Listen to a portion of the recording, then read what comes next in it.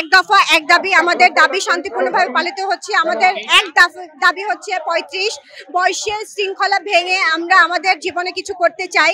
সেই জায়গাতে আজকে আমরা দাঁড়িয়ে আছি। আমাদের এই অনশন, আমাদের এই বৈষম্যতা দূরীকরণের জন্য আমরা চাই তরুণ সমাজ যাতে কিছু করতে পারে। কারণ আপনি একটা জিনিস চিন্তা করবেন, 35-এর কোঠায় আমাদের যে 30-এ বেঁধে দিয়েছে, কোন রাষ্ট্র 30-এর কোঠায় বেঁধে দেয়নি। আপনি একটা তরুণ সমাজ 30-এ উপনীত হয়, পড়াশোনা শেষ করে আমরা কিন্তু 30-এ পৌঁছাই। অতএব আমাদের যদি আপনারা ব্ল্যাক লিস্টেড করে দেন, আমরা স্বাধীন নাগরিক, আমাদের ব্ল্যাক লিস্টেড করার মতো অধিকার কিন্তু আমরা কাউকে দেইনি।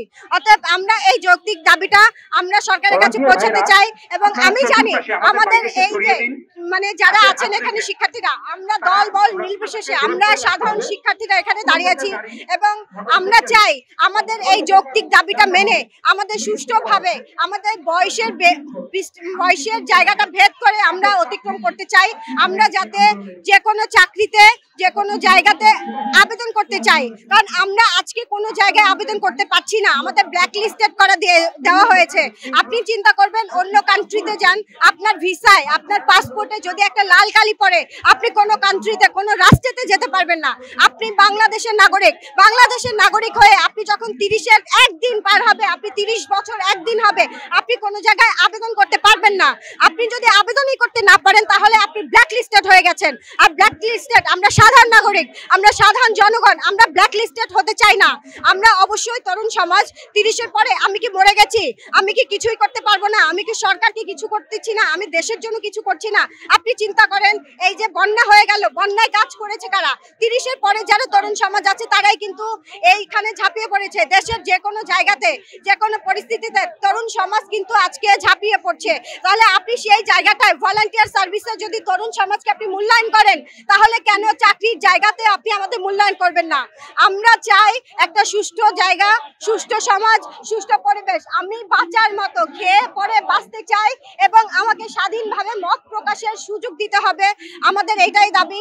আজকে আমরা নেমেছি, আপনি দেখেছেন রাজপথ ভিজে গেছে এবং বৃষ্টি হয়েছে। এবং আপনি যদি চিন্তা করেন, আমরা শান্তিপূর্ণভাবে কিন্তু আমরা আমাদের কার্যক্রম চালিয়ে যাচ্ছি। অ্যাম্বুলেন্স যদি আসে আমরা কিন্তু পাস করে দিচ্ছি, আমরা কিন্তু ভোগান্তি করছি না, বিশৃঙ্খলা করছি না। আপনি সকাল থেকে যদি চিন্তা করেন, সকাল থেকে কোনো হতাহতের চিহ্ন হয়নি, কোনো মারামারি হয়নি, কোনো বিশৃঙ্খলা হয়নি। আমরা শান্তিপূর্ণভাবে এখানে অনশন করছি এবং যতক্ষণ পর্যন্ত আমাদের দাবি না মেনে নিবে আমরা ততক্ষণ পর্যন্ত রাজপথে থাকবো। এবং সরকার থেকে সকাল থেকে এ পর্যন্ত আপনাদের একটু ক্লিয়ার করে দেই, সরকার থেকে এই পর্যন্ত আমাদের কোনো প্রতিনিধি দল আসেনি, আমাদের সাথে কোনো কথা হয়নি, কোনো কমিউনিকেশন হয়নি। তারা যতক্ষণ না পর্যন্ত আমাদের সাথে কোনো কমিউনিকেশন না করবে এবং আমাদের দাবি না মানবে, আমরা আমাদের অবস্থান কোনো সময়ে যখন যদি পারি তখন আমরা অবস্থানও চেঞ্জ করতে পারি।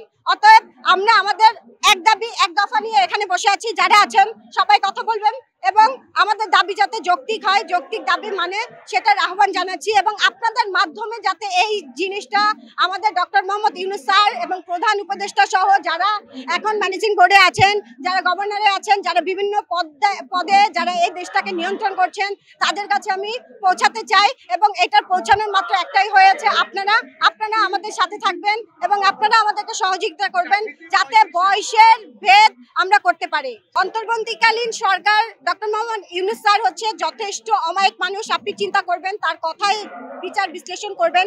এবং আমরা কিন্তু এর আগে স্বাধীনভাবে মত প্রকাশ করতে পারছি না, আমাদের বিভিন্ন বাধা অতিক্রম করতে হয়েছে আমাদের। এবং আপনার যখন দেয়ালে পিঠ থেকে যাবে আপনি কি করবেন? দেয়ালটাকে ভেঙে দেওয়ার চেষ্টা করবেন। আমরা কিন্তু আমাদের দেয়ালে পিঠ থেকে গেছে, আমাদের পরের প্রজন্মে আমরা আজকে যারা এখানে দাঁড়িয়ে আছি সবাই 30-এ পড়ে গেছি, তার মানে কি আমরা ব্ল্যাক লিস্টেড হয়ে গেছি? আপনি কি মনে করেন আমার দ্বারা জাতি কোনো উপকৃত হবে না?